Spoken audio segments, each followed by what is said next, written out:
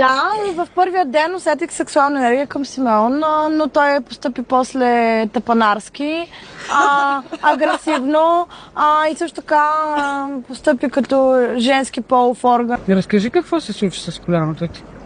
Всъщност всички пиехме заедно на барчето. Така, той направи нещо, което за мен беше абсолютно странно. ме направи в пълен шок и потрес и бях потресена от цялата ситуация. Както си стоим и си пием и наливаме шотове и човека изведнъж ще прави бам! Ето така бам!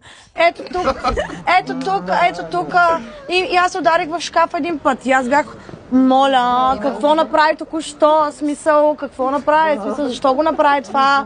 И аз, ума ми не можеше да побере това нещо, откъде дойде, защото ние вече се бяхме разбрали с него. И беше абсолютно необяснено и неоправдано това нещо.